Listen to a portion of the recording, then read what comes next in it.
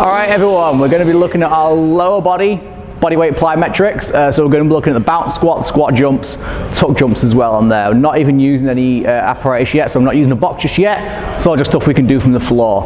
Obviously, all these movements involve a squat, so make sure whoever's doing this does have a good foundation. Don't just start them straight off with bounce squats if the squats are all over everywhere.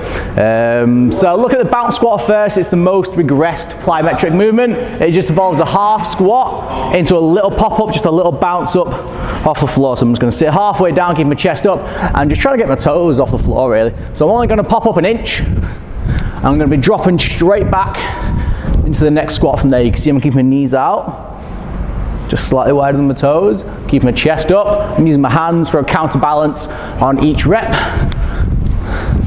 So this is more about conditioning than about power just yet. I'm using power to get my toes off the floor, but it's not the big outcome just yet. So that's more about conditioning because the reps bounce from one rep to the next. So you will fatigue relatively quickly. You will get that burn in your thighs going after a constant round of doing that kind of thing. Obviously, if somebody does have a knee that collapses in, that is asking for an injury. So regress. Work on the proper squat, work on the foundations first. If you want to build it up from there, I can turn it into a full squat jump. So that's sitting down as low as I can, jumping up as high as I can.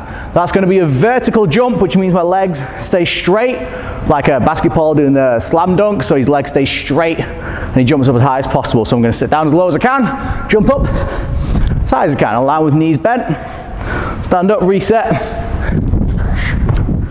Down from there. So each rep is a single rep here. So this isn't about conditioning. This is about power generation. From there, use my arms for counterbalance.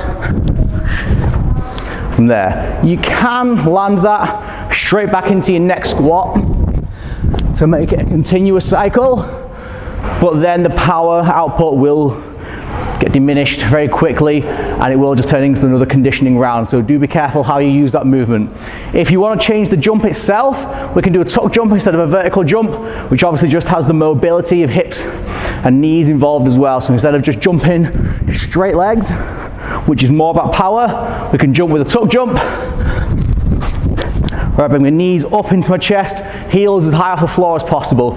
Again, you can do them just on their own without even the squat. Obviously that's all about the power, not too much about the conditioning, but there is a big mobility aspect to that as well. So if you've got flexible hips, you're going to be able to tuck jump higher than somebody who hasn't. So those are the three basic body weight jump movements. We'll see you next time for the box squats.